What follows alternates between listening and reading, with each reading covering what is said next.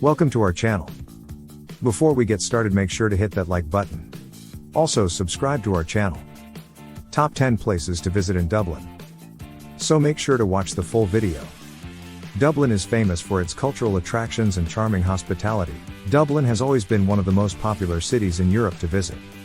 But nowadays, in addition to its centuries-old traditions and historic roots, Dublin has grown into its own as one of the top cosmopolitan cities of Europe.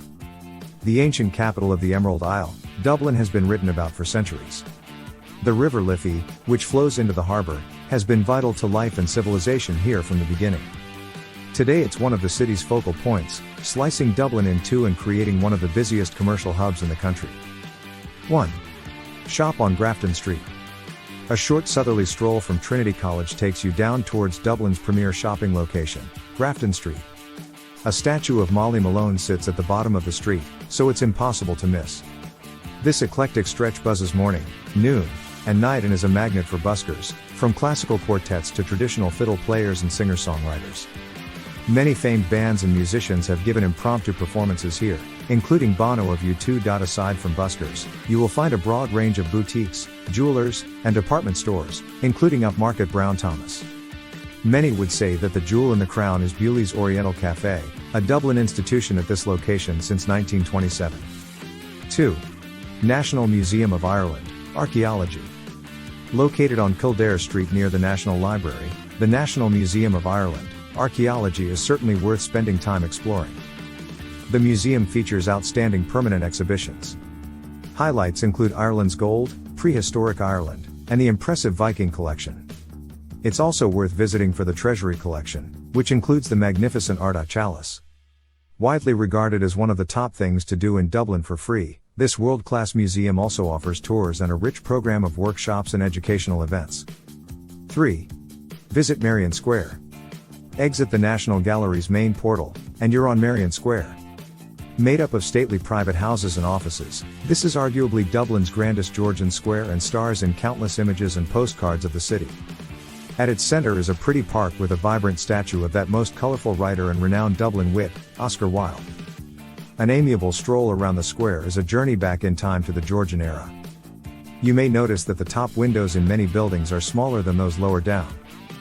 This was done in order to create an optical illusion of the houses being taller than they really are. At weekends, local artists line the perimeter of the park and display their paintings on the railings. 4. Epic the Irish Emigration Museum.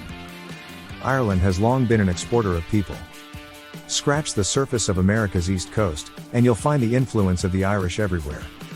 Dublin's superb Epic the Irish Emigration Museum is aptly situated in the city's Docklands area, the scene of many a sad farewell.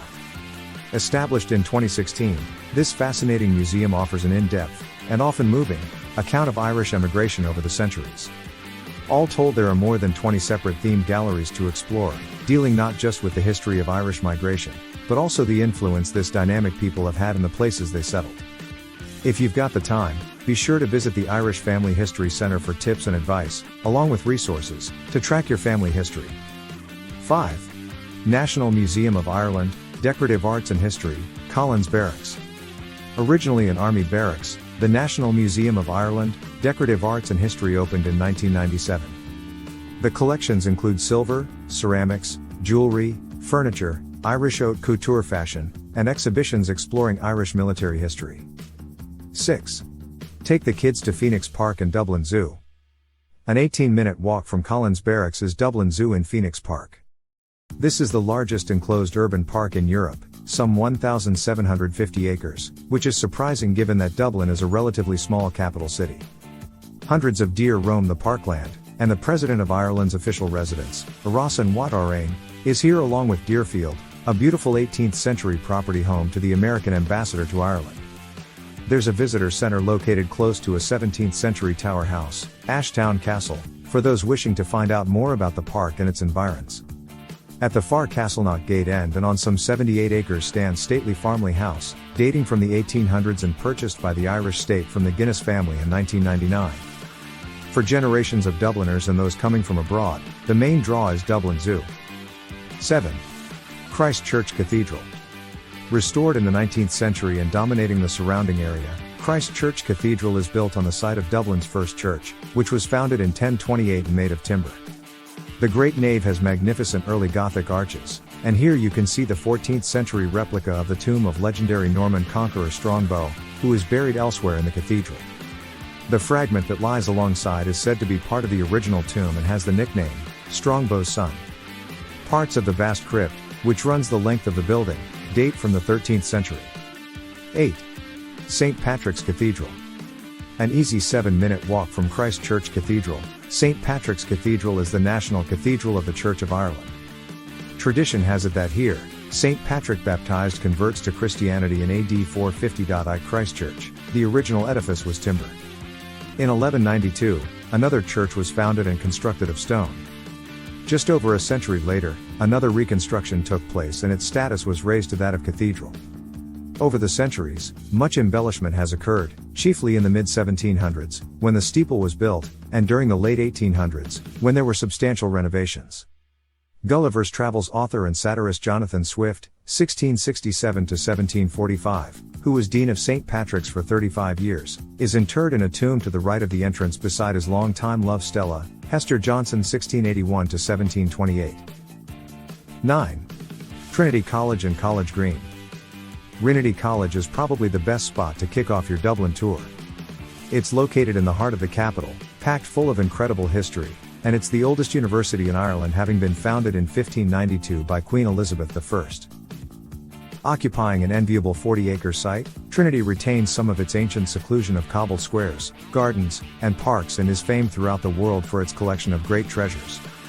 These include, on permanent exhibition, the 9th century illuminated manuscript, the Book of Kells, the Books of Durrow and Armagh, and an ancient Irish harp. The priceless artifacts are displayed in the treasury and the awe-inspiring 18th century Long Room, which houses more than 200,000 of Trinity's oldest books and hosts regular literary exhibitions. 10. Take a side trip to Dalkey/Killiney. Dalkey was once the main trading post on Dublin's east coast, and the harbour at Cullimore Road was the place where medieval cargo ships could offload their wares. Opposite the harbour is breathtaking Dalkey Island, and an uphill stroll of around 15 minutes brings you to Vico Road with stunning views out over Killiney Bay. What do you think of our video? Let us know in the comment section below. If you enjoyed this video, make sure to hit that like button. Also remember to subscribe to our channel and enable notifications so you will be the first to know when we upload a new video. Thank you for watching.